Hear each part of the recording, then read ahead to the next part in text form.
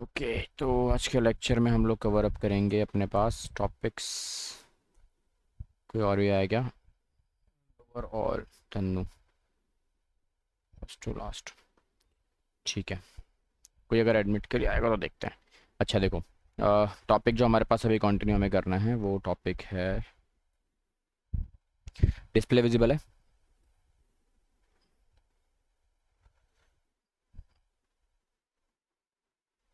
Topic हमारे पास है issue of shares in consideration other than cash.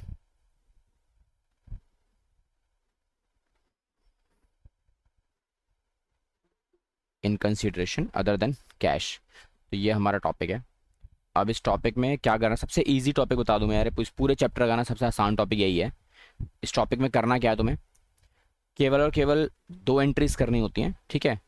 वैसे तीन एंट्री हो जाती हैं कभी कभार, बट उसके लिए केस अवेलेबल है कि अगर वह ऐसा कुछ सिनेरियो बनेगा तो ही हमें तीसरी एंट्री पास करनी है, अदरवाइज दो ही एंट्रीज में आपका सारा का सारा क्वेश्चन कवर अप हो जाएगा। और इस टॉपिक में है क्या, देखो अभी तक आप क्या कर रहे थे, एज अ कंपनी आपने क्या किया, शेयर्स इशू किए और बदले में क्या लिया। ठीक है, बदले में आप क्या ले रहे हो, आप पब्लिक के थ्रू पैसा ले रहे हो ना, मतलब मार्केट से आप पैसा उठा रहे हो, सिंपल सी बात है। तो यहाँ पर आप मार्केट से ले रहे हो या फिर किसी दूसरी कंपनी से ले रहे हो। तो जिस कंपनी से अगर आप सामान ले रहे हो, आप अगर पब्लिक से पैसा ले रहे हो तो उसे क्या बोलते हैं हम, issue of shares to a public. लेकिन अगर आप वेंडर, वेंडर कौन है, वेंडर मतलब दुकानदार है। अब सिंपल है, मैंने क्या किया, एक बार किसी वेंडर से कोई चीज़ परचेज की। क्या परचेज किया मैंने, लेट से मैंने कोई एसेट्स परचेज किया, जिसमें क्या आ जाता है आपका, मशीनरी आ गया, फर्नीचर आ गया, ठीक है, कुछ भी आ सकता है, लैंड एंड बिल्डिंग आपने परचेज कर लिया। तो जो भी आप परचेज कर रहे हो उसका कोई ना कोई तो वैल्यूएशन होगा। ठीक है, अब मैंने परचेज़ किया, लेट सपोज भाई ये जो अमाउंट है वो मैंने एसेट्स परचेज़ किया है टोटल 1 लाख रुपए का। तो ये जो 1 लाख रुपए है, इससे हम क्या बोलेंगे, परचेज कंसीडरेशन, कि मैंने एसेट्स खरीदा और कितने में खरीदा उसको परचेज कंसीडरेशन कहा जाता है, कि भाई इतना पैसा तो मुझे देना पड़ेगा ना। तो ये हो गया मेरा परचेज कंसीडरेशन। अब बदले में कंपनी को क्या करना पड़ेगा, वेंडर को पैसे देने पड़ेंगे, सिंपल है, पैसा दिया जाता है, या फिर चेक से दोगे आप या फिर कैश आप निकाल के दोगे। ठीक है, तो यहाँ पर हो क्या रहा है, यहाँ पर आप ये वाला मोड ऑफ पेमेंट यूज़ नहीं कर रहे हो, आप उसे ना कैश दे रहे हो, ना उसे आप क्या दे रहे हो, ना उसे आप चेक दे रहे हो। Instead of you are paying him a shares, आप उसे शेयर्स दे रहे हो अपनी कंपनी के, आप उसे बोल रहे हो भाई मैं अपनी कंपनी के शेयर्स आपको दे देता हूँ। कितने शेयर्स दूंगा, 1 लाख रुपए के बराबर मैं आपको शेयर दे दूंगा। तो ये वो वाला केस है। शेयर्स का वैल्यूएशन क्या होगा, शेयर्स का वैल्यू आएगा 1 लाख रुपए।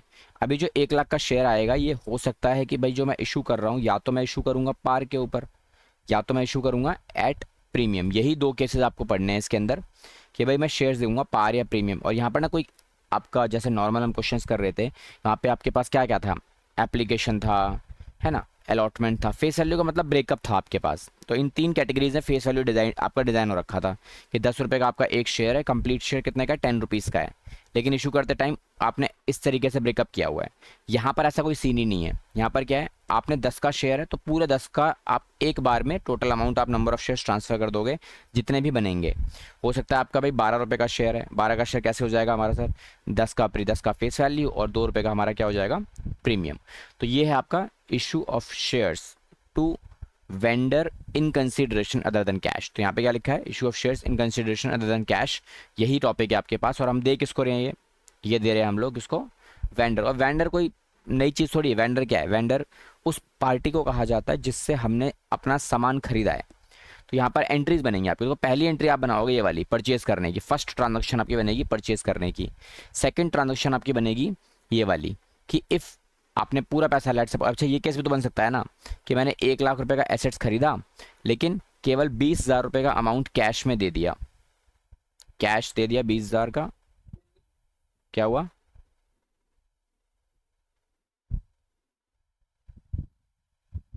स्क्रीन शो हो रही है, स्क्रीन शो किसी को शो नहीं हो रही, हेलो, स्क्रीन शो हो रही है ना, सुमित, सब बाकी सबको हो रही है, एक बार चेक कर मैंने तो पिन की हुई है, बाकी सबको तो आ रही है ना स्क्रीन, आ रही है ना, एक बार अपना रिज्वाइन कर ले।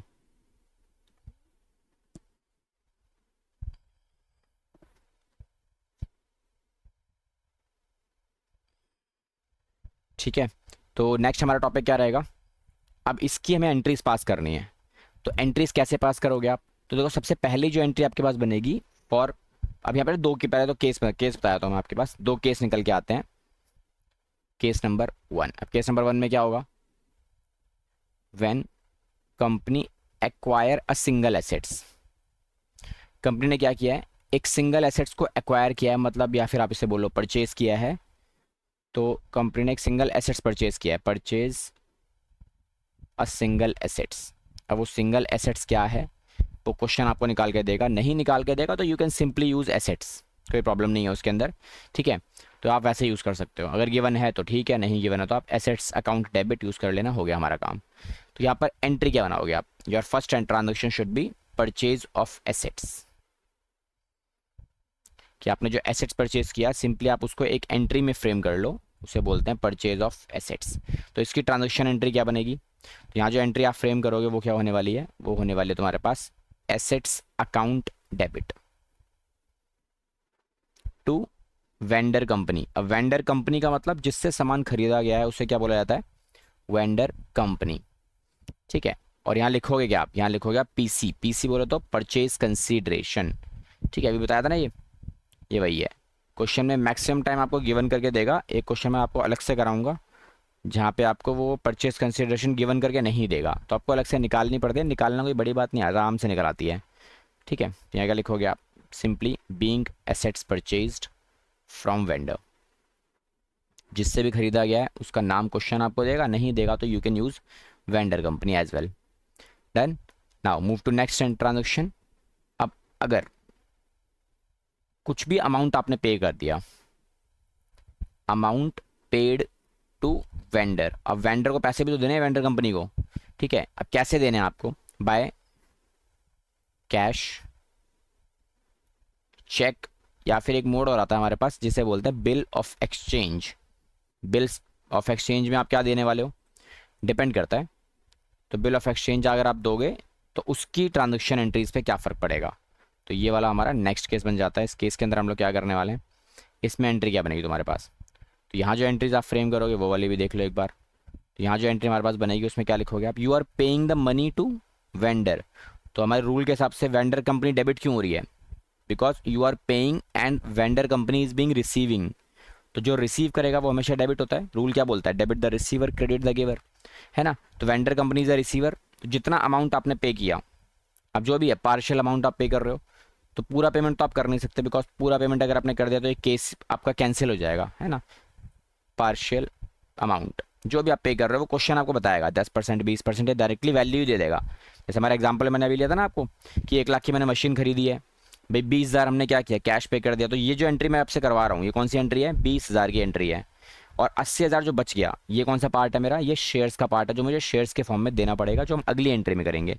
किसको आप क्या दे रहे हो आप इसे, अगर आप कैश दे रहे हो तो कैश लिख लेना, चेक से पेमेंट कर रहे हो या बैंक ड्राफ्ट यूज़ कर रहे हो तो आप बैंक लिख लेना, और अगर आप कुछ बिल्स ऑफ एक्सचेंज दे रहे हो तो वहाँ पे आप क्या लिखोगे बेटा, बिल्स पेबल लिखोगे आप यहाँ पे, बिल्स पेबल, ठीक है। तो ये आप यूज़ कर लेंगे और आपका काम हो जाएगा। डन। इसके बाद क्या करोगे आप, नेक्स्ट में क्या करना है, सी पार्ट। अब जो है आपके पास नेक्स्ट आ जाओ सी। अब एक और एंट्री देखो, जो बचा हुआ पार्ट था मैंने बताया था ना आपको, ये वाला सेक्शन जहाँ आप शेयर्स इशू कर रहे हो, तो शेयर्स इशू करने में क्या करना है आपको, इसके लिए दो सेक्शंस आपके पास डिजाइन होंगे। तो amount paid via issue of shares, तो यहां लिखोगे आप क्या, amount paid to vendor company via issue of shares. तो जब शेयर्स इशू करोगे तो उस केस में हम एंट्रीज क्या पास करेंगे, तो यहाँ पे दो सेक्शंस आपके पास डिजाइन होंगे। योर फर्स्ट सेक्शन इज कि issue of shares at par, shares आप दे रहे हो किसके ऊपर, पार में दे रहे हो। और एक केस और आपके पास बनेगा जहां पर आप शेयर्स दोगे प्रीमियम के ऊपर। अब यहां से ना इस टॉपिक से एक क्वेश्चन आपका आता है 3 नंबर का, कंफर्म है वो आने ही आना है बेटा। नेक्स्ट अगर 3 नंबर का नहीं आएगा तो 1 नंबर का तो पक्का बनेगा ही बनेगा, जो इस टॉपिक में से निकल के आता है, जहां पे आपको क्वेश्चन ये सिंपल सा पूछता है कि नंबर ऑफ शेयर्स बता दो भाई हमें, कि कितने नंबर ऑफ शेयर्स को आप इशू करने वाले हो, ठीक है। वो एक कैटेगरी बनती है और वो कैसे बनेगा वो भी हम टॉपिक्स करते करते समझ में आ जाएंगी सारी चीज़ें। तो एट पार का अगर केस बनता है तो यहाँ क्या लिखने वाले हो आप, वेंडर कंपनी को आप पैसा दे रहे हो और शेयर्स दे रहे हो आप, तो यहाँ क्या लिखोगे आप, यहाँ हो सकता है आप इक्विटी शेयर्स दे रहे हो तो आपको क्या मेंशन करना है, equity share capital. If you are giving him a preference shares, तो मेक श्योर प्रेफरेंस शेयर्स के आगे एक परसेंटेज लगी होती है, वो परसेंटेज ये डिसाइड करते हैं कि उसका डिविडेंड कितना होता है। हालांकि इस चैप्टर में उसका कोई रोल नहीं है, इवन तुम्हारे पूरे कोर्स के अंदर उसका कोई रोल नहीं है, ठीक है। तो यहाँ पे क्या लिखोगे आप, percentage preference share capital if you are paying him amount via preference share capital. तो जितना भी अमाउंट आप उसे पे कर रहे हो वो सारा अमाउंट आप यहाँ रिकॉर्ड कर लोगे। बट वट इफ़ की सर अगर ये वाला केस बन जाता है, एट प्रीमियम केस बनेगा, बट अगर एट प्रीमियम केस बनेगा तो यहाँ पर भी आपको सेम एंट्री डिज़ाइन करनी है, बस फ़र्क क्या पड़ेगा आपका, नीचे टू साइड पे इक्विटी शेयर कैपिटल और परसेंटेज प्रेफरेंस शेयर कैपिटल के साथ साथ आपका सिक्योरिटीज़ प्रीमियम भी डेबिट हो जाएगा, बस सॉरी क्रेडिट साइड पे चला जाएगा आपका ये, दैट्स इट। और आपका कोई ज़्यादा प्रॉब्लम नहीं है, ये हो जाएगा आपके पास, ठीक है। अब वैल्यूज़ कैसे फ्रेम करनी है इसमें, यहाँ वेंडर कंपनी में कितना अमाउंट लिखोगे आप, जितने में आपने सामान खरीदा that is purchase consideration minus amount already paid, जितना अमाउंट आपने पे कर दिया था। मेरे एग्जांपल के हिसाब से अगर मैं बात करूं, यहाँ पर 1 लाख की मशीन खरीदी है, 20,000 हमने ऑलरेडी कैश में पे कर दिया है, तो 80,000 जो ये बच गया ना, ये वाला पार्ट ये रिकॉर्ड होगा कहाँ पर आपका, वेंडर कंपनी के अंदर, ठीक है। तो ऐसे आपको रिकॉर्डिंग करनी है, सेम यहाँ पर भी। अब यहाँ पर वैल्यूज़ कैसे आते हैं बेटा, ये आता है फेस वैल्यू से और ये आता है हमारा किसके साथ, ये आएगा मेरा प्रीमियम के साथ। तो कैसे निकालोगे सारी वैल्यूज़, अब ये निकालने के लिए मुझे थोड़ी सी मेहनत और करनी पड़ती है, थोड़ी सी क्या, तब ये तो ऐसे ही है, कॉन्सेप्ट अगर समझ में आ जाता तो हो जाएगा मेरा काम। तो वर्किंग नोट्स में आपको ये अलग से निकाल के दिखाना पड़ेगा, जो मैं अभी निकलवा रहा हूँ ये इसी के ऊपर ही वर्किंग, आपका 1 मार्क का क्वेश्चन आता है। तो यहाँ क्या लिखोगे आप, नंबर ऑफ शेयर्स इश्यूड, भाई कितने शेयर्स आपने इशू किए, तो वो निकालने का तरीका क्या होता है हमारा, सिंपल वही purchase consideration minus amount paid, जितना अमाउंट आप ऑलरेडी पे कर चुके हो वो वैल्यू आ जाएगी।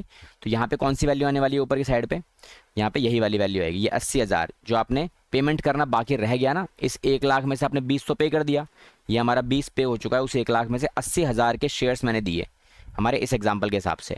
तो जो 80,000 रुपये है ये लिखोगे आप ऊपर, ठीक है, यहाँ मेंशन करोगे आप 1 लाख यहाँ और 20,000 यहाँ जो पे कर चुके हो, तो the pending amount is 80,000 divide by, if you are issuing shares at par just divide by the face value, और अगर प्रीमियम पे आप पे कर रहे हो तो यहाँ पे क्या लिखोगे आप, फेस वैल्यू प्लस प्रीमियम, हो गया हमारा काम। तो जो भी नंबर्स आपके पास निकल के आएंगे वो आप क्या लिखोगे यहाँ पे, यहाँ लिखोगे नंबर ऑफ शेयर्स, इतने शेयर्स मैंने इशू किए, बस ये क्वेश्चन एग्जाम में निकल के आता है कि नंबर ऑफ शेयर्स कितने इशू किए गए हैं, क्वेश्चन सिंपली निकाल के देगा और आपको नंबर ऑफ शेयर्स निकालने हैं।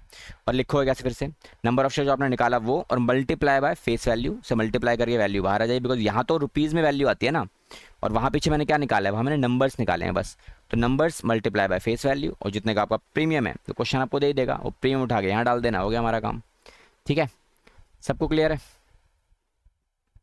किसी को कोई डाउट, इसका PDF अगर तो मैं शेयर कर दूँ आप सबके साथ, तो वहाँ से आप चेकआउट कर ही लेना, मिल जाएंगी सारी चीज़ें।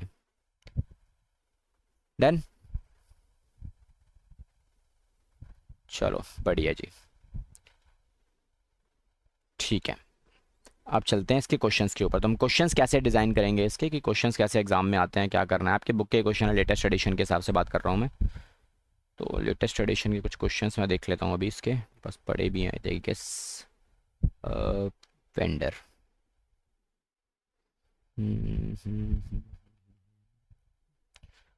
चलो ये क्वेश्चन है आपकी बुक का ही है,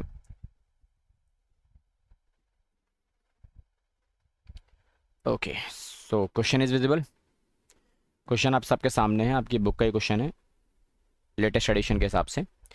तो क्वेश्चन में लिखा गया है, पहले क्वेश्चन को सिंपली आप रीड किया करो, प्रॉब्लम आदि शॉर्ट आउट तो वहीं हो जाते हैं जब आप क्वेश्चन को सही तरीके से क्रैक कर लेते हो। मैक्सिमम बच्चों को प्रॉब्लम आती है कि सर समझ में नहीं आ रहा, करना क्या, समझ में क्वेश्चन नहीं समझ में नहीं आ रहा, तो आपको ये समझना क्वेश्चन बोल क्या रहा है। तो क्वेश्चन की लैंग्वेज एक बार समझ में आ गया तो बाकी क्वेश्चन तो अपने आप हो जाना है।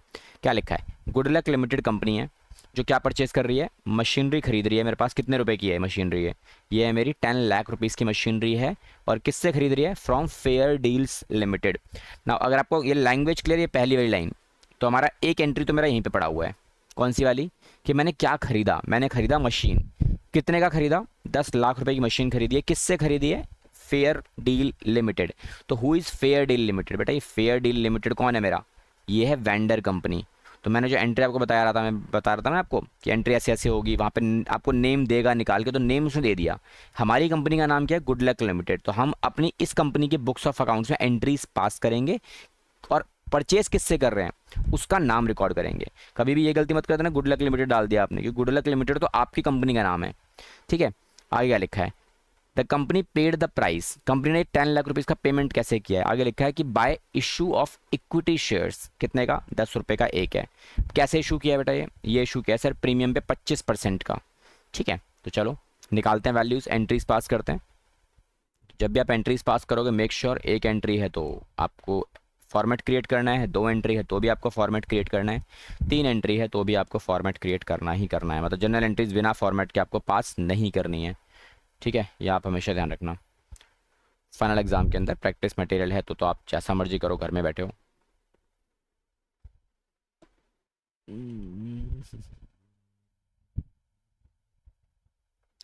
चलो जी, फॉर्मेट हमारा कंप्लीट है। आ जाओ भाई, फर्स्ट एंट्री। तो पहला कॉलम आपका किसका होता है, डेट का। हालांकि डेट गिवन नहीं है तो you can use numbers 1 2 3 particular, then उसके बाद LF, rupees, debit, rupees, credit. तो पहली एंट्री क्या होगी हमारी, किससे खरीदा आपने सामान, ये सामान खरीदा क्या है। पहली बात तो पहले तो खरीदा आपने एसेट्स, एसेट्स का नाम क्या है, मशीनरी अकाउंट। एंड किससे खरीदा, नाम क्या है उस कंपनी का, नाम है हमारे पास Fair deals Limited. Valuation, valuation है इसकी 10 lakh, that is called purchase consideration. तो ये हमारा हो गया 10 लाख रुपीज़ का। Now the move to back to the narration. यहाँ क्या लिखोगे आप, बीइंग मशीनरी परचेज्ड, आपने मशीनरी खरीद ली, मशीन खरीद ली, हो गया हमारा काम। इसके बाद आगे ब्लॉक इट, थोड़ा प्रेजेंटेशन एनहांस करने के लिए आप हमेशा सारी चीज़ों को अलग अलग से ब्लॉक करोगे। Second entry, now you are paying the amount, कैसे पे कर रहे हो आप वेंडर को अमाउंट। तो वेंडर को जो अमाउंट आप पे कर रहे हो, you are paying the amount by way of issue of shares. और कौन से वाले शेयर्स हैं, fair deals limited, account debit. यहाँ क्या लिखोगे आप, इक्विटी शेयर्स आप दे रहे हो, तो मेक श्योर आप मेंशन करोगे कि इक्विटी शेयर्स दिए जा रहे हैं। तो यहाँ आपको लिखना है इक्विटी शेयर कैपिटल। अच्छा, लेक्चर आपका रिकॉर्डिंग से पड़ा हुआ है, तो जो लेट ज्वाइन कर रहे हैं उनको बता दूं कि भाई आप बाद में भी जाके लेक्चर्स को कवर अप कर सकते हो। ठीक है, तो सिक्योरिटीज़ प्रीमियम हो गया हमारा काम। अब वैल्यूज़ कैसे फ्रेम करनी है भाई, क्या आपने कुछ 10 लाख में से पे किया है अब तक, नहीं पे किया तो फुल अमाउंट आ जाएगा तुम्हारे पास 10 लाख रुपीज़ का। ना ये जो वैल्यूज़ है ना यहाँ वाली, ये वाली, ये कैसे कैसे रिकॉर्ड करोगे आप, तो यहाँ मेक श्योर यहाँ आएगा आपका फेस वैल्यू। इक्विटी शेयर जो दिया है उसका फेस वैल्यू क्या है सर, फेस वैल्यू है 10 रुपीज़ का, 10 रुपीज़ ईच। तो यहाँ क्या आप डालोगे आप 10 रुपीज़। नाउ परसेंटेज में प्रीमियम दिया हुआ है, तो ये परसेंटेज का प्रीमियम किस पे लगता है, हमेशा प्रीमियम का वैल्यूएशन 25% है, तो 25% हमेशा किस पे लगेगा, फेस वैल्यू के ऊपर। तो मल्टीप्लाई बाय फेस वैल्यू कितना है 10, तो 25% 10 रुपीज़ का आता है 2.5 रुपये। तो यहाँ लिखेंगे 2.50। ठीक है, अब इनका वैल्यूएशन निकाल लो। तो वैल्यूएशन सर कैसे आएगी बेटा, उसके लिए वर्किंग नोट्स बना लो, वो तो और सिंपल है। तो क्या लिखोगे आप, नंबर ऑफ शेयर्स इश्यूड, कितने शेयर्स आपने इशू किए। क्या है परचेज कंसिडरेशन सर 10 लाख रुपए की, है ना। कितना आपने पे किया, तो आपने तो कुछ पे किया ही नहीं, हमने 0 पे किया है। एक शेयर कितने का है, 10 का, और ये केस कौन सा है, प्रीमियम वाला। तो यहाँ कितना आ जाएगा 2.50। तो total amount 10 lakh rupees divide by में 12.50, after the complete solution you will get 80,000 shares. हो गया हमारा काम, है ना। अब इस 80,000 को उठाओ और कहाँ फ्रेम करना है, यहाँ पे। ये आ गया बेटा 80,000 और ये आ गया 80,000। Now if your solution is completely correct, तो जो मल्टीप्लाई करके जो वैल्यू आएगी ना आपकी 80,000 इंटू 10 कितना आया 8 लाख, फिर उसके बाद 80,000 इंटू 2.5 ये आया आपके पास 2 लाख रुपीज़। ये कैलकुलेशन अगर आपकी सही है, पूरा क्वेश्चन में कोई गड़बड़ी नहीं है, तो इनका सम हमेशा ये वाला डेबिट के बराबर अपना बन जाएगा। ठीक है, तो ये हमारी श्योरिटी एक तरीके से हो जाती है कि हाँ भाई हमारी कैलकुलेशन वगैरह सब कुछ ठीक है। तो यहाँ क्या लिखोगे आप, बीइंग 80,000 इक्विटी शेयर्स इश्यूड। हो गया हमारा solution. Any doubts, that's completely covered. तो ये हमारा हो चुका है सॉल्यूशन। किसी को कोई डाउट वगैरह है तो just raise your hand if we can, अगर नहीं है तो हम आगे फर्दर मूव करते हैं। सारे नहीं आए, कौन कौन नहीं आया?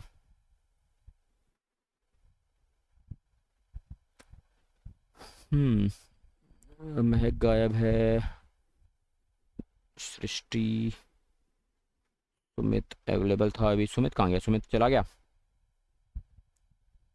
चलो कोई नहीं। ये बेटा लेक्चर में ऑलरेडी रिकॉर्डिंग से पड़ा हुआ है, बाकी मैं क्वेश्चन बता दूं दोबारा से। देख, सबसे पहले हमने क्या किया है कि भाई अमाउंट परचेज़ किया। क्या परचेज़ किया मैंने मशीनरी परचेज़ किया है। कितने का? 10 लाख रुपए की एक मशीन मैंने परचेज़ की है। तो जो परचेज़ की है उसकी एंट्री पास करेंगे, जिससे परचेज़ किया है उसका नाम क्या है? Fair deals Limited. तो first entry machinery account debit to Fair deals Limited, जितने का परचेज कंसिडरेशन है क्वेश्चन में ऑलरेडी गिवन करके दिया हुआ 10 लाख, तो हम 10 लाख डाल देंगे। ठीक है, मैक्सिमम क्वेश्चंस के अंदर ये पक्का गिवन करके देगा आपको कि कितने का आपने एसेट्स खरीदा। एक क्वेश्चन है जिसमें गिवन नहीं है, वो इसमें नहीं है, वो आपके आगे वाले तो कुछ अलग से क्वेश्चंस कराऊंगा मैं एक दो, उनके अंदर आपको निकालना पड़ेगा। ठीक है, कि परचेज कंसिडरेशन गिवन नहीं होगा, बट कैसे निकालेंगे वो बाद में कराऊंगा। अब पेमेंट कैसे की गई है, तो आगे लिखा है क्वेश्चन में, the company paid the price. Company ने ये टोटल 10 लाख रुपीज़ का अमाउंट दिया कैसे है? ये दिया गया है इक्विटी शेयर्स के फॉर्म में, जो कितने का है? 10 का एक है, 25% के प्रीमियम पर इशू किया गया, तो उसकी एंट्री। अब जिसको दिया उसको हम डेबिट करेंगे एज पर द रूल। कौन सा रूल है इसमें? पर्सनल अकाउंट का। क्या बोलता है पर्सनल अकाउंट का rule? Debit the receiver, credit the giver. तो who is a receiver? Fair deals. तो fair deals limited account debit, 10 lakh rupees हमें इसे पे कर रहे हैं। अब पे कैसे करना है? शेयर्स के फॉर्म में। जैसे हम शेयर्स देंगे हमारा शेयर कैपिटल बढ़ेगा, बिकॉज लाइबिलिटी बढ़ेगी, है ना, ऑनरशिप इंक्रीज करती है। तो टू इक्विटी शेयर कैपिटल और टू सिक्योरिटीज प्रीमियम, क्यों प्रीमियम पर शेयर्स दिए जा रहे हैं। तो ये हमारा पार्ट हो गया।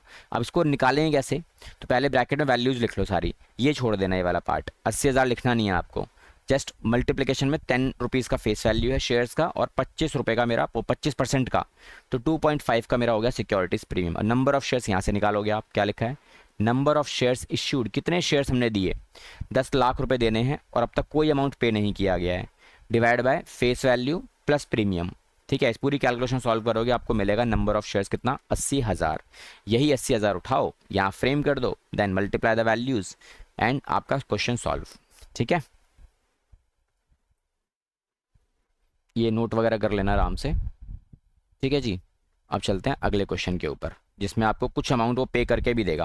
क्वेश्चन बताएगा आपको कि भाई मैंने कुछ अमाउंट पे कर दिया है, तो कितना अमाउंट पे कर दिया है वो जब बताएगा तो उसकी एंट्री पे क्या फ़र्क पड़ेगा। तो क्वेश्चन अगला ही है तुम्हारे बुक्स ऑफ अकाउंट्स में। ठीक है, चेक कर लो एक बार, मिल जाएगा तुम्हारे को। तो क्या है क्वेश्चन? राजन लिमिटेड, क्या लिखा है? इट सेज कि राजन लिमिटेड एक ऑर्गेनाइजेशन है, परचेज करती है एक एसेट्स। अब क्या खरीदा? देखो क्वेश्चन ने नाम नहीं दिया इस बार, पिछले क्वेश्चन में नाम गिवन था, इनफैक्ट इसमें नाम गिवन नहीं है। क्या लिखा है कि एक एसेट्स खरीदा है। क्या खरीदा है मुझे कोई मतलब भी नहीं है। दूसरा किससे खरीदा है, बस वो ठीक है, गीता कंपनी। तो ये गीता कंपनी कौन है मेरे लिए? भाई ये हो गया मेरे पास वेंडर का नाम। ठीक है, कितने का खरीदा है एसेट्स? 5 लाख का। तो यहाँ से अगर मैं एंट्रीज फ्रेम करूँ तो क्या एंट्री बनेगी मेरी? और देखो हर बार आप एग्जाम में बस अपना प्रॉपरली फॉर्मेट क्रिएट करके आना, अभी नॉट रिक्वायर्ड, हमेशा जब सीख रहे हो तब तक। तो पहली एंट्री क्या होगी? Geeta and company account debit, और किससे खरीदा है? अच्छा एसेट्स खरीदा है ना मैंने, तो एसेट्स का नाम आएगा पहले। तो पहली एंट्री में क्या लिखोगे आप? एसेट्स खरीदा है, तो you have to record assets account debit. किससे खरीदा है? ये खरीदा है गीता एंड कंपनी से। यहाँ आप डेबिट कर दोगे तो कितना अमाउंट आएगा मेरे पास? ये आ जाएगा मेरे पास 5 लाख रुपए। तो ये भी मेरा कितना आ गया? 5 लाख रुपए। हो गया मेरा काम। ठीक है, इसके बाद क्या करना है? कह रहा है a sum of rupees 1 lakh was paid by means of bank draft. Bank draft मतलब आपने बैंक के थ्रू पैसे दे दिए। तो जितना पैसा मैंने दे दिया उसकी एंट्री रिकॉर्ड कर, नरेशन मेंशन कर लोगे आप। नरेशन प्रॉपर जैसे लास्ट क्वेश्चन में लिखी थी वैसी मेंशन करना है। पैसा कितना दिया मैंने? तो गीता एंड कंपनी के ना, कंपनी को मैंने पैसा दिया है बैंक ड्राफ्ट के थ्रू, तो यहाँ आप क्या मेंशन करोगे? To bank account. ठीक है, तो आ जाओ, कितना पैसा दिया मैंने? क्वेश्चन ने बोला मैंने 1 लाख रुपीज़ का अमाउंट ही पे किया है, तो जितना अमाउंट पे कर दिया मैं उतना ही रिकॉर्ड करूंगा, दैट इज 1 लाख रुपीज़। तो मैंने 1 लाख पे कर दिया, तो यहाँ हम डाल देंगे 1 लाख। नरेशन हो गया हमारा काम। थर्ड एंट्री, अब मैंने बाकी बचा हुआ पैसा, क्योंकि 5 लाख में से भाई आपने 1 लाख ही तो पे किया है, 5 लाख की एसेट्स है, और आपने 1 लाख पे कर दिया, बचा कितना? 4 लाख। इसके लिए आपने क्या किया? तो क्वेश्चन ने क्या बोला है?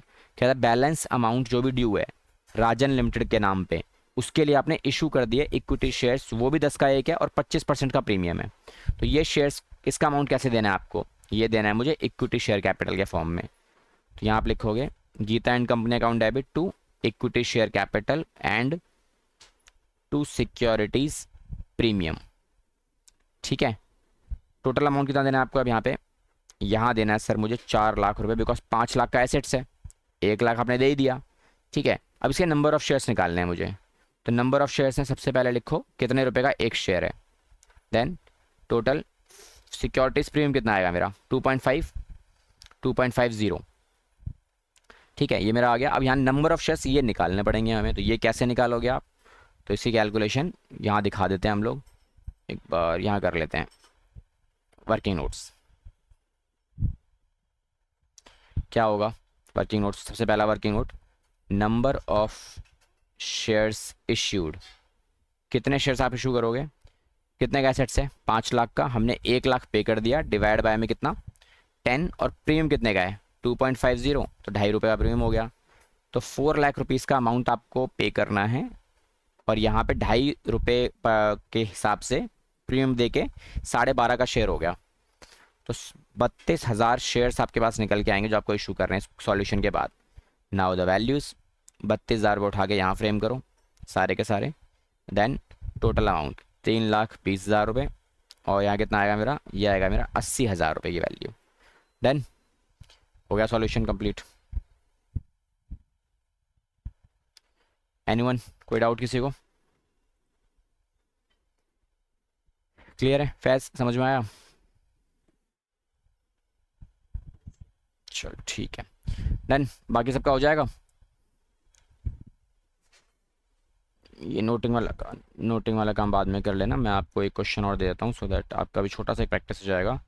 एक क्वेश्चन है तुम्हारे पास, बुक्स वगैरह तो तुम्हारे पास अभी फ़िलहाल क्या ही ज़रूरत है, हमारे पास चली रही हैं सारी चीज़ें। एक क्वेश्चन है सोना लिमिटेड। ठीक है, इस क्वेश्चन को कवर अप करो, जस्ट कंप्लीट दिस क्वेश्चन, एक बार ट्राई करो सॉल्यूशन निकालने का, एंट्रीज एक बार सारे निकालो, बुक्स रजिस्टर लेके बैठे हो ना सारे के सारे, इसके एंट्रीज पास करो, और पास करके ना मेरे को व्हाट्सएप पे डालना, सर हमारा सॉल्यूशन हो गया, इसका सॉल्यूशन ये है। ठीक है एवरीवन,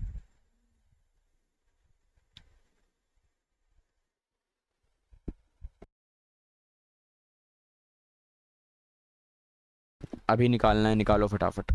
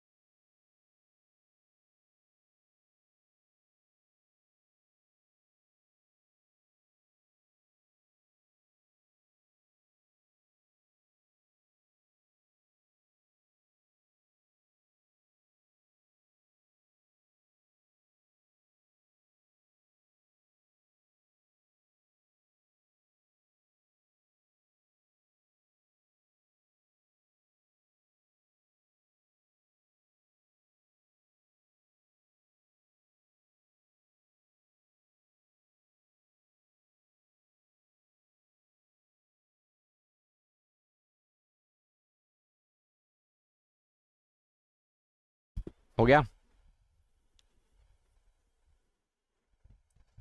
अरे किसी का तो हुआ होगा, आया किसी का आंसर?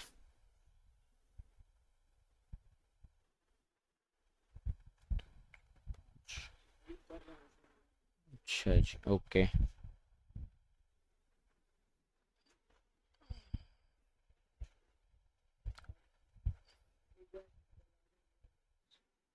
मैं मैं तो करवा ही दूंगा यार। चलो स्टार्ट करते हैं, देखते हैं कैसे होगा, क्या करना है। हम्म। तो सबसे पहला पार्ट, फर्स्ट एंट्री क्या होगी तुम्हारे पास, क्या खरीदा है इस बार? इस बार सोना लिमिटेड हमारी कंपनी का नाम है, और हम क्या परचेस कर रहे हैं, एक मशीनरी खरीद रहे हैं। 17 लाख की मशीन है, खरीदा किससे है? मोना लिमिटेड से। तो नाम क्या आएगा एसेट्स का हमारा, क्या है? Machinery account, debit. और किससे खरीदा है ये खरीदा है मोना लिमिटेड से। डेबिट अमाउंट क्या है मेरे पास? 17 लैक्स।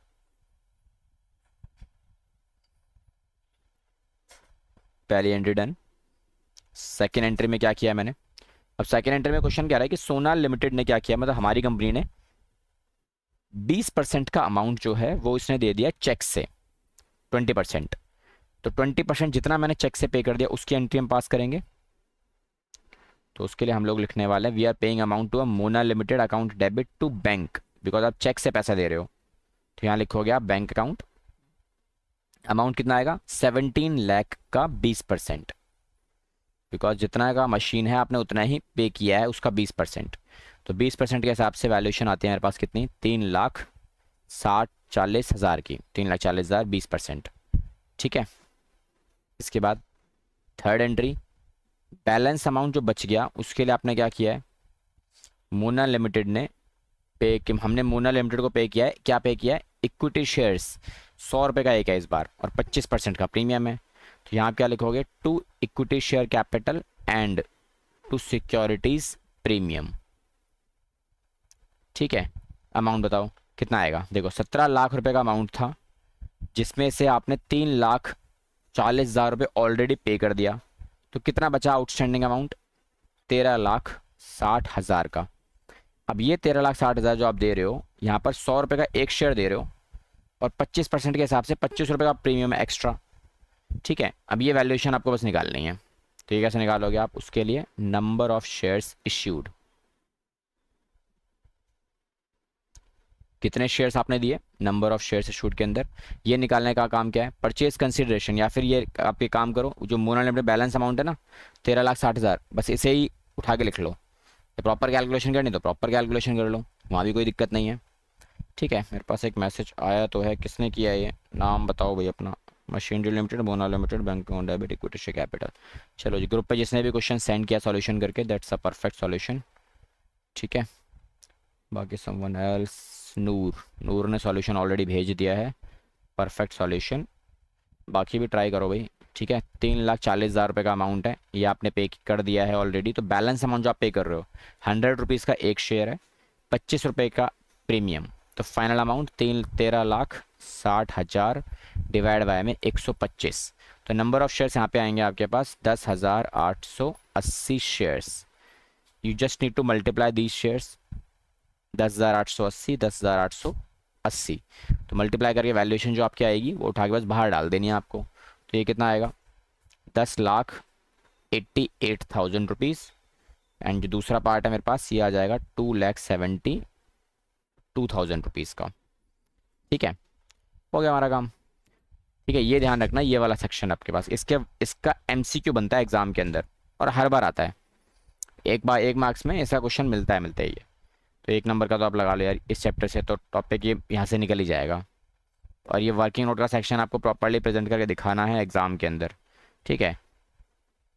क्योंकि ये इतनी वैल्यू जो आपने निकाल के मल्टीप्लाई करोगे ना, अब ये कहीं गिवन नहीं है, वैसे भी तो आपको निकालनी ही पड़ेगी ना। तो it's better to present it in a proper working notes. Done.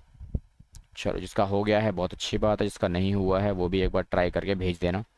Sir हम भी ट्राई कर रहे हैं, थोड़ी मेहनत तुम भी कर लो यार। चलो कुछ क्वेश्चंस और इसमें बचे हुए हैं आपके, एक क्वेश्चन और करवाता हूँ मैं। ठीक है। चलो ये क्वेश्चन ट्राई करो दोबारा से, एक और क्वेश्चन दे रहा हूँ। इसमें प्रेफरेंस शेयर्स को इशू किया गया है। अब प्रेफरेंस शेयर्स को इशू किया गया तो क्या फ़र्क पड़ेगा मेरा, ज़्यादा कुछ फ़र्क नहीं पड़ता, सारा सॉल्यूशन सेम रहता है। बस इक्विटी शेयर कैपिटल की जगह पे वही प्रेफरेंस शेयर्स का जो मैंने आपको डाटा दिया था ना, वही आप प्रॉपर्ली मेंशन करते हो और कुछ नहीं। तो जो भी सॉल्यूशन इसका नंबर है वो डाल देना, ठीक है। तो क्या सॉल्यूशन आएगा, पहली एंट्री यहाँ क्या लिखोगे आप, Z limited company purchase furniture costing कितना, 2,20,000 का। किससे खरीदा है, फ्रॉम सीडी लिमिटेड। क्या खरीदा है, फर्नीचर खरीदा है। तो भैया पहली एंट्री क्या होगी सर, बेटा पहली एंट्री होगी सिंपलेस्ट सा, फर्नीचर आपने परचेज किया है ना, तो आप सिंपल लिखो फर्नीचर अकाउंट डेबिट। और किससे खरीदा है फर्नीचर, ये खरीदा है हमने सीडी लिमिटेड से। हमारी कंपनी का नाम है जेड लिमिटेड। तो CD limited account debit, furniture account debit to CD limited. Purchase consideration कितना है मेरा, 2,20,000 का मैंने इसे परचेज किया है। Done. Now properly place your narration and your second entry should be, इसको पैसे देने हैं तो कैसे देने हैं, क्या लिखा है, the payment was to be made by issue of 9% preference shares. 100 का एक है, 10 का प्रीमियम है, ठीक है। तो पेमेंट में कैश वगैरह कुछ नहीं है इसके अंदर, दो ही एंट्री में आपका काम हो जाएगा। तो CD limited account debit to, क्या दिया मैंने इस बार इसे, 9% के प्रेफरेंस शेयर्स दिए हैं। तो यहाँ आप प्रॉपरली मेंशन करोगे 9% प्रेफरेंस शेयर से। जो 9% है ना, ये किसी काम का नहीं है। आप सोचो कहीं पे कुछ मेरे को कैलकुलेशन करनी पड़ेगी, कुछ नहीं करना, बस ये एंट्री के अंदर रिकॉर्ड करते time type, it's a kind of type of share. जो प्रेफरेंस शेयर्स में ना कैटेगरी आती है आपकी, 9% वाले हैं, 10% वाले हैं, 12% वाले हैं। तो सिर्फ 9% है क्या, it's a rate of dividend. क्योंकि प्रेफरेंस शेयर्स में और इक्विटी शेयर्स में एक डिफरेंस होता है कि भाई डिविडेंड जो है प्रेफरेंस वालों का फिक्स रहता है। तो ये फिक्स डिविडेंड है कि डिविडेंड इतना ही मिलेगा इनको, ठीक है। इक्विटी वालों का फिक्स नहीं होता। तो इसका करना कुछ नहीं है आपको, बस आपको पता होना चाहिए कि हाँ क्या है ये, ठीक है। इस ये आपने उसमें ऑलरेडी पढ़ ही लिया होगा 11th क्लास के अंदर। चलो जी, ये हो गया हमारे पास काम खत्म, प्रेफरेंस शेयर्स। अब कितना पैसा देना है मुझे इसे, सर ये देने हैं 2,20,000। एक शेयर कितने का है सर, एक शेयर है 100 का, और 25% या 10 का प्रीमियम है, 10 का प्रीमियम है। तो 10 रुपये का प्रीमियम जो है वो प्रीमियम में आ गया ना। वैल्यूएशन निकाल लो सीधी सीधी, कितना आएगा वर्किंग नोट्स में, नंबर ऑफ शेयर्स बताओ ज़रा, कि नंबर ऑफ शेयर्स इश्यूड कितने आने वाले हैं। नंबर ऑफ शेयर्स इश्यूड कितना, 2,20,000 का अमाउंट देना है, जहां पर 100 का एक शेयर है प्लस 10 का प्रीमियम। तो नंबर ऑफ शेयर्स कितना आ गया मेरे पास, 2,000 शेयर्स, ठीक है। तो यहां मेंशन करेंगे हम क्या, 2,000 इंटू 2,000। तो 2,000 इंटू 100, ये हो गया मेरा 2,00,000 रुपए की वैल्यू। और ये हो जाएगा 2,000 इंटू 10, ये हो गई 20,000 की वैल्यू, ठीक है। ये एंट्रीज आपकी कवर। डन।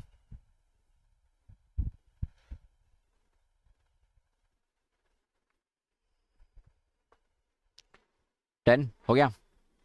इसके बाद नेक्स्ट, ये टॉपिक क्लियर क्लियर हो रहा है, समझ में आ रहा है टॉपिक ये वाला, हेलो। चलो ठीक है। अब इसके बाद ना इसका एक ही केस बचा हुआ है, इसमें दो केस अवेलेबल है तुम्हारे पास।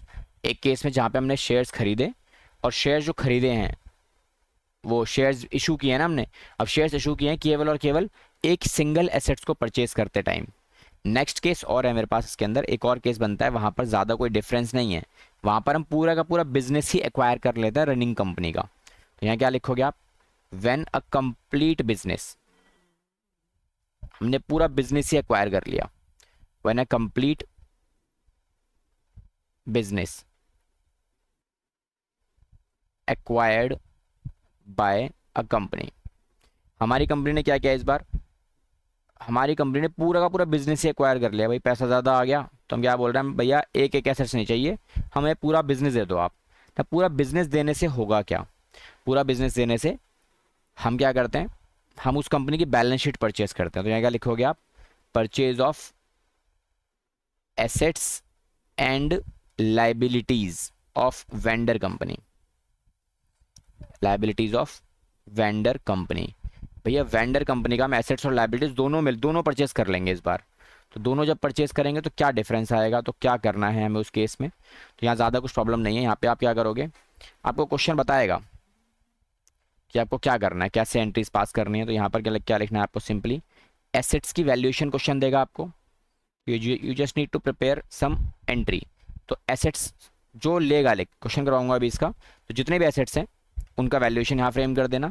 देन एक लाइन छोड़ के आपको यहाँ मेंशन करना है क्या, कि क्या दिया आपने। ठीक है, आपका वेंडर कंपनी का नाम क्या है, vendor company account debit to sundry liabilities, क्योंकि लाइबिलिटीज भी तो खरीदी गई हैं। बिजनेस खरीदोगे तो बैलेंस शीट खरीदोगे, और बैलेंस शीट में एसेट्स भी आते हैं, लाइबिलिटीज भी आती हैं, सब कुछ आता है, तो सब कुछ रिकॉर्ड करना है। ठीक है, देन उसके बाद आपकी प्रॉपर्ली एंट्रीज फ्रेम करनी है। अब देखो बेटा, जब एंट्रीज आप फ्रेम करोगे ना, तो दो तीन चीज़ों का ध्यान रखना है कि ये जो आपका वैल्यू बना है, कौन सी value, I am talking about कि भाई आपका बैलेंसिंग फिगर आएगा। ठीक है, यहाँ क्या लिखोगे आप, यहाँ लिखोगे एग्रीड वैल्यू, भाई कितने पर मैंने पूरा बिजनेस खरीदा गया है। और इसमें क्या आएगा तुम्हारे पास, वेंडर कंपनी में यहाँ आएगा तुम्हारे पास क्या, परचेज कंसीडरेशन, कि कितने में आपने पूरा बिजनेस परचेज किया है। परचेज कंसीडरेशन क्वेश्चन आपको बताएगा कि कितने में खरीदा गया है। और यहाँ पे भी सेम, कि लाइबिलिटी जो खरीदी गई हैं उनका भी कोई एग्रीड वैल्यूएशन क्वेश्चन देगा कि कितने में खरीदा गया है। ठीक है, नहीं देगा तो जो बुक वैल्यू की बना वही यूज़ कर लेना। अब यहाँ पे जब आप कैलकुलेट करोगे ना कि डेबिट और क्रेडिट सेम होनी चाहिए एंट्री के अंदर, बट सेम होगी नहीं, तो या तो यहाँ बैलेंसिंग फिगर आएगा आपका डेबिट साइड पे, या तो बैलेंसिंग फिगर आएगा आपका कहाँ पे, क्रेडिट साइड पे। ठीक है, और अगर डेबिट साइड पे बैलेंसिंग फिगर आता है तो it should be your goodwill, तो ये आपका क्या हो जाएगा, गुडविल अकाउंट।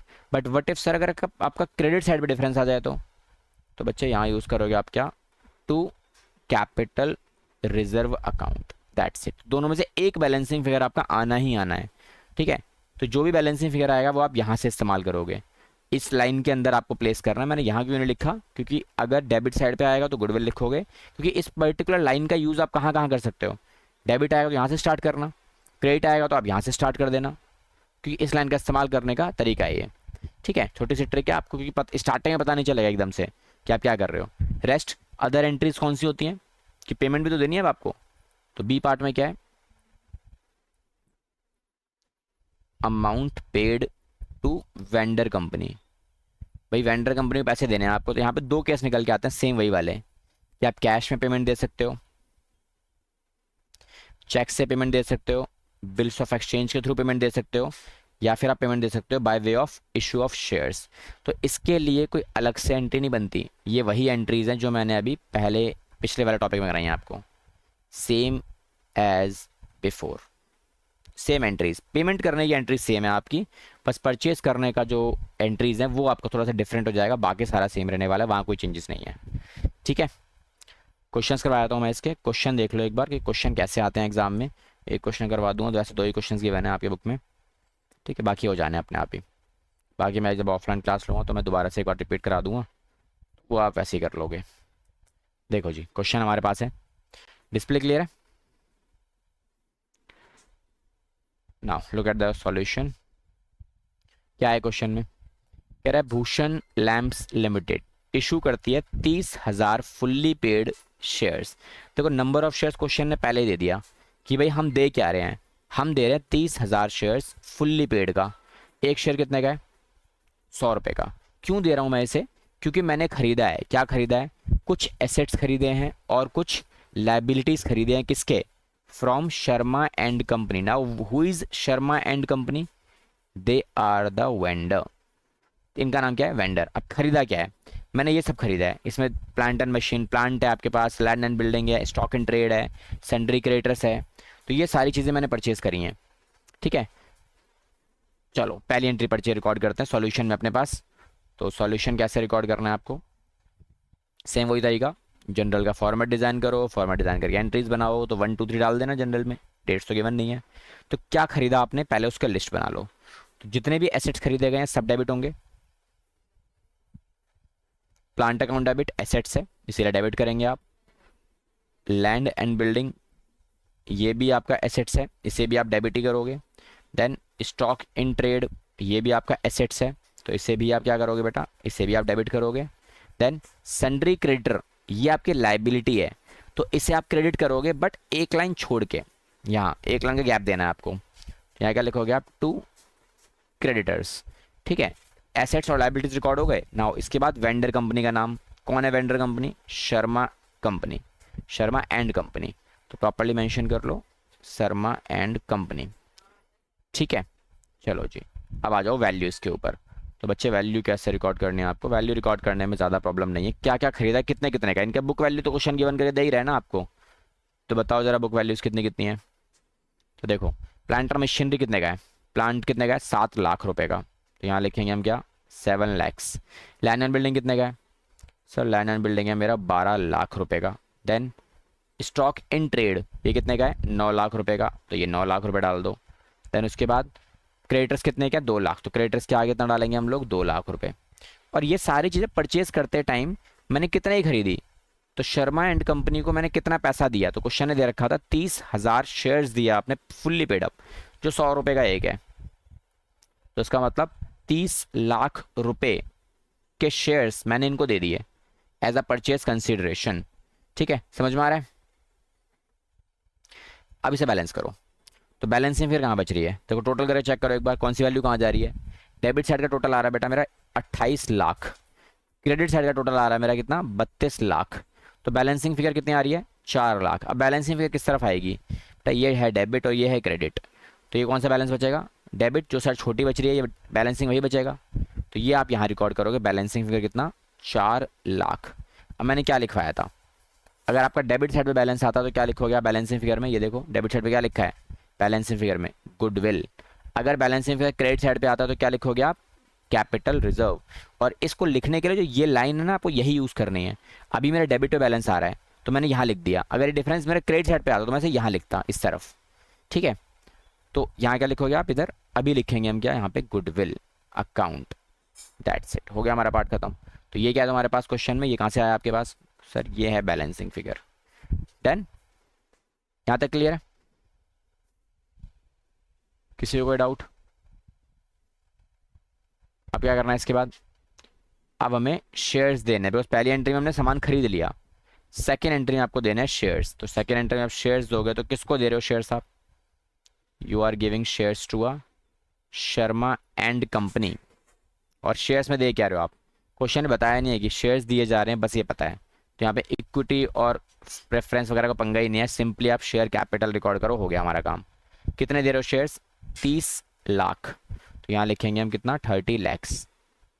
ये हमने शेयर्स दे दिए और हमारा काम खत्म। नरेशन में being 30,000 fully paid up shares issued at a premium of 100 rupees. ठीक है, at a face value of 100 rupees. ठीक है, हो जाएंगे क्वेश्चंस? बताओ भाई, कर लोगे ना? ठीक है, बाकी इसके प्रॉपर क्वेश्चंस वगैरह मैं करा ही दूंगा। बुक के अंदर कोई क्वेश्चन जो आपके पास अवेलेबल है वो आप कोई भी ट्राई कर सकते हो, अप टू क्वेश्चन नंबर 34 से पहले वाले कोई भी क्वेश्चन ट्राई कर लो, आराम से हो जाएंगे। कोई क्वेश्चन अटकेगा तो मुझे बता देना, उसको मेंशन कर लेना।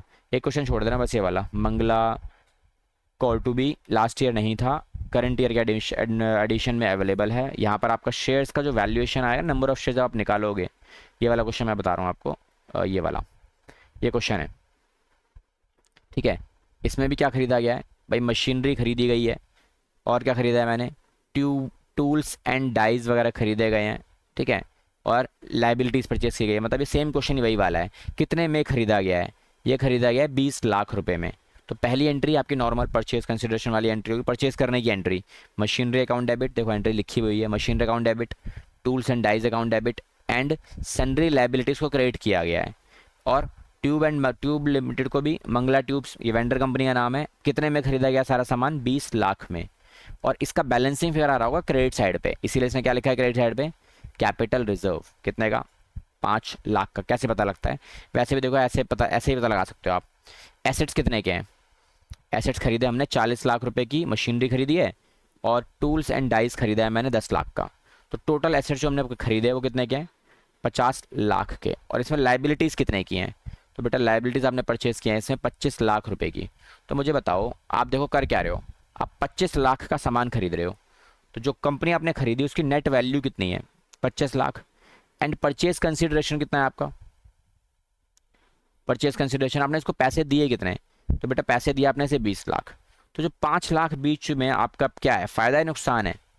25 लाख की कंपनी आपको मिल गई, लेकिन पैसे आपने कितने दिए? केवल 20 लाख दिए। तो भैया जो पैसा है ये फ़ायदा ही तो है हमारा। और as per nominal rule of accounts क्या होता है, debit all expenses and losses, credit all income and gains. तो ये जो बेनिफिट है आपका ये रिजर्व में चला जाता है, जिसे हम क्या बोलते हैं, कैपिटल रिजर्व। आप ऐसे भी डायरेक्टली भी निकाल सकते हो और फिर उसके बाद एंट्री पास कर लो, तुम्हारा डायरेक्टली भी आ गया। देन पेमेंट करते टाइम जब आप इसको वैल्यूएशन निकालो, बिकॉज क्वेश्चन है ना, ये तो बता दिया कि मैंने शेयर खरीदे कितने के, तो कंपनी कितने की परचेस की है, 20 लाख के खरीदी है, और 20 लाख के खरीदे तो बदले में दिया क्या है, तो क्वेश्चन ने मुझे क्या बोला, बदले में मैंने 10 रुपये का एक शेयर दिया है जो कि प्रीमियम पर है। तो नेट शेयर्स कैसे निकालोगे आप, ये ऐसे निकालोगे आप, फेस वैल्यू प्लस प्रीमियम। तो ये हो गया मेरे पास कितना, 20 लाख डिवाइड बाय में 15। ठीक है, अब ये जो सॉल्व करोगे ना तो ये वैल्यूएशन आएगी नहीं आपकी ठीक ठाक, तो ये आपके पास ऐसे निकल के आएगा, पॉइंट में आएगा इसका आंसर, ऐसे वैल्यूएशन आएगी 0.33, ये वैल्यूएशन डालोगे आप। ठीक है, तो क्या पॉइंट्स में शेयर देना पॉसिबल है, ये तो पॉसिबल ही नहीं है ना। तो इतने शेयर्स, ये वाला जो पार्ट है ये वाला आप मल्टीप्लाई करोगे नंबर ऑफ शेयर्स में। तो फेस वैल्यू के लिए क्या मल्टीप्लाई करना है आपको, 1333 मल्टीप्लाई बाय 10, एक शेयर 1 रुपये का है, 10 का शेयर है ना, तो ये आ जाएगा फेस वैल्यू में। और बाकी जो ये वाला पार्ट बचेगा ये आ जाएगा तुम्हारा किसमें, ये आ जाएगा तुम्हारा सिक्योरिटीज प्रीमियम में 5 के हिसाब से। और जो बैलेंसिंग फिगर आएगी आपकी, एंट्री करोगे तो कुछ पैसा बच जाएगा, बिकॉज ये पॉइंट का तो सेटलमेंट हुआ नहीं ना ये वाला, तो ये पॉइंट का जो बैलेंसिंग फिगर है ये डालोगे आप कहाँ पे, बैंक अकाउंट के अंदर।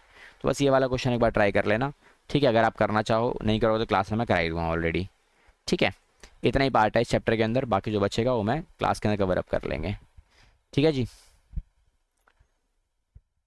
चलो बाकी क्लास में मिलेंगे अब।